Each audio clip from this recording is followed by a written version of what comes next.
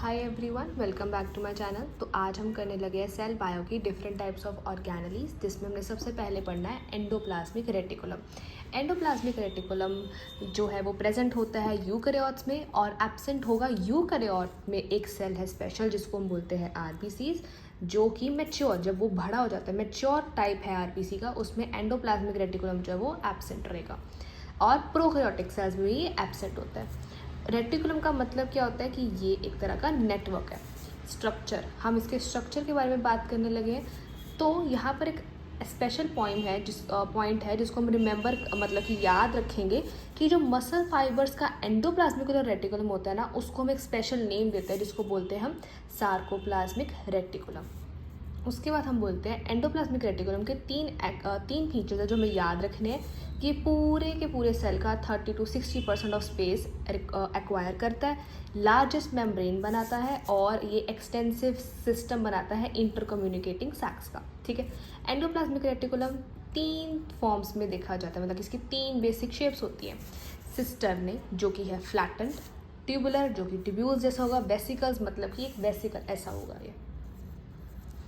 ठीक है, उसमें हम सिस्टर्ने के बारे में पढ़ने लगे हैं। सिस्टर्ने जो है फ्लैटेंड है, अनब्रांच्ड है, सैक लाइक एलिमेंट्स है और स्टैक्स प्रेजेंट है, पाइस पैरेलल टू ईच अदर है पर साथ में इंटरकनेक्टेड है, ये ऐसा होगा आपस में, ये इंटरकनेक्टेड है और ये पाइल्स लग रहा है, मतलब कि एक के ऊपर एक के ऊपर एक। और इसके ऊपर राइबोसोम्स जो है वो प्रेजेंट होता है ताकि ये रफ जो है वो अपेयर हो पाए। उसके बाद हम करते हैं ट्यूब्यूल्स। ट्यूब्यूल्स कैसे होते हैं? इररेगुलर ऐसे,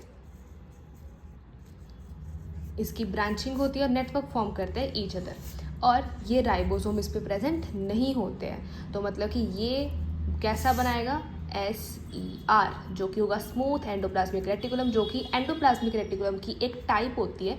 बट क्योंकि इस पर राइबोसोम्स प्रेजेंट नहीं है तो इसको हम स्मूथ बोलेंगे।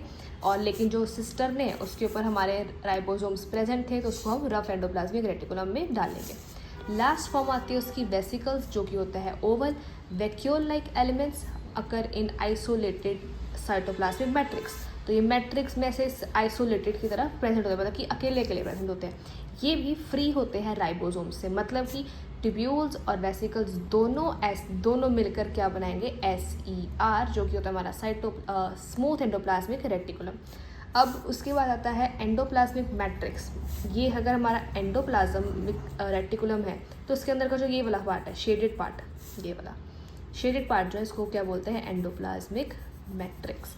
All elements in the ER occur freely and communicate and contain fluid. Fluid को क्या बोलते हैं? एंडोप्लाज्मिक मैट्रिक्स, जो कि उसकी कंपोजिशन जो साइटोसोल, मतलब कि जो साइटोप्लाज्म में जो फ्लूइड प्रेजेंट होता है उसको क्या बोलते हैं? साइटोसोल। तो वो उससे डिफरेंट होगा साइटोप्लाज्मिक मैट्रिक्स। अब इसका हम करने लगे हैं मॉलिक्यूलर स्ट्रक्चर। मॉलिक्यूलर स्ट्रक्चर कैसा होता है? एक प्रोटीन की लेयर ऊपर, एक प्रोटीन की लेयर नीचे, और यहाँ पर प्रेजेंट होते हैं 2 layers of phospholipid sandwich between 2 layers of protein. मतलब कि 2 लेयर्स है किसकी? फॉस्फोलिपिड की, और वो सैंडविच है, मतलब कि एक के ऊपर एक रखी गई है 2 प्रोटीन मॉलिक्यूल्स की मेम्ब्रेन। अबाउट 30 to 40%, 40% नहीं, about 30 to 40 different enzyme are associated with ER। उसके बाद हम पढ़ने जा रहे हैं types of endoplasmic reticulum. Types of endoplasmic reticulum में हम सबसे पहले पढ़ेंगे स्मूथ और रफ एंडोप्लाज्मिक। तो मतलब कि अगर आपको क्वेश्चन आता है कि स्मूथ के बारे में बताओ तो सिर्फ ये लिख देना है। अगर उन्होंने बोला है रफ के बताओ तो सर ये वाला लिखना है। अगर उन्होंने बोला दोनों बताओ तो दोनों अलग अलग करके लिख दो, और अगर उन्होंने बोला डिफरेंस करके लिखा तो लाइन बनाकर लिख देना। तो मोस्ट प्रोबेबली क्वेश्चन 5 नंबर में आ सकता है, 7 नंबर में भी आ सकता है। तो स्मूथ एंडोप्लाज्मिक रेटिकुलम कैसा होएगा? राइबोसोम से फ्री, यहाँ पर राइबोसोम होंगे।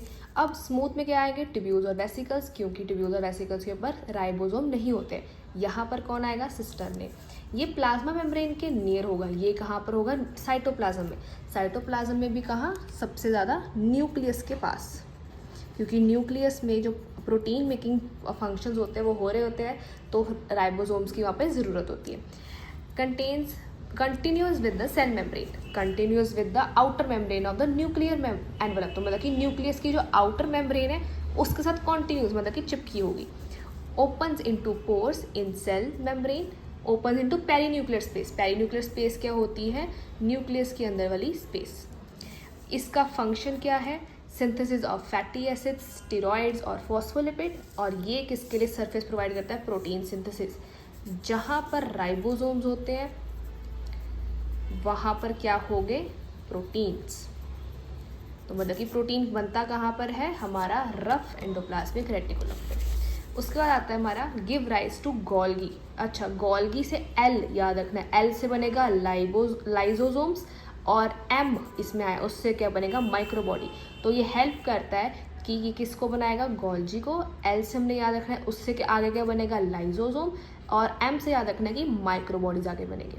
और रफ ईआर क्या करेगा कि ये किसको राइज देगा? न्यूक्लियर एनवेलप को। और एससीआर को कैसे राइज करेगा? अगर ये है हमारा रफ एंडोप्लाज्मिक रेटिकुलम, ये हमारा राइबोसोम्स हो गए और रेटिकुलम हो गया।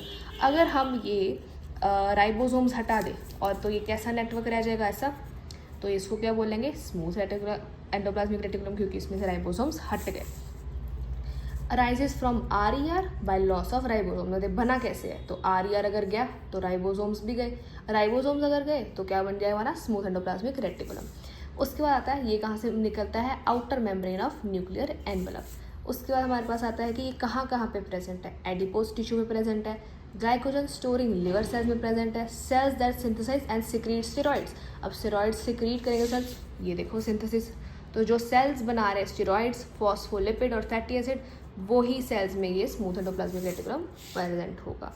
सार्कोप्लाज्मिक रेटिकुलम एक हमने पढ़ा था मसल्स में प्रेजेंट होती है। तो ये इसका फंक्शन दिया हुआ है कि ये कैल्शियम आयंस जो है वो रिलीज करते हैं ताकि मसल्स का कॉन्ट्रैक्शन और रिलैक्सेशन अच्छी तरह हो पाए। उसके बाद आता है कि एससीआर जो है उसका रेटिनल पिगमेंट, रेटिना कहाँ पर होता है? हमारी आईज में, तो उसमें भी रोल है। Has tightly form packed vesicle interviews, उसको बोलते हैं माइलिनॉइड सेल्स। और यहाँ पर ये कहाँ पर प्रेजेंट है? पैनक्रियाटिक ग्लैंड, क्योंकि इसने क्या रिलीज करना है? एंजाइम, जिसको हम क्या बोलते हैं? Pancreatic juice. तो मतलब कि पैनक्रियाटिक जूस जो है वो एंजाइम है। एंजाइम कैसे बनेगा? प्रोटीन से। प्रोटीन्स कहाँ पर प्रेजेंट होते हैं? आर से बनेगा आर मतलब कि राइबोसोम्स जहाँ प्रेजेंट होंगे। And salivary gland, salivary gland कौन सा हार्मोन रिलीज करेगा? Salivary amylase. तो जहाँ पर हार्मोन की बात आएगी वहाँ पर हमें पता लग जाएगा कि आर ही हमारा यूज होगा। उसके बाद endocrine cells that secrete peptide hormone, peptide hormone जैसे कि पेप्सिन एंड ट्रिप्सिन। तो मतलब यहाँ पर हमारा जनरल इंट्रोडक्शन खत्म हो गया, स्ट्रक्चर खत्म हो गया और इसमें डिफ्रेंसिएशन खत्म हो गया। नेक्स्ट वीडियो में हम करेंगे इसकी टाइप्स।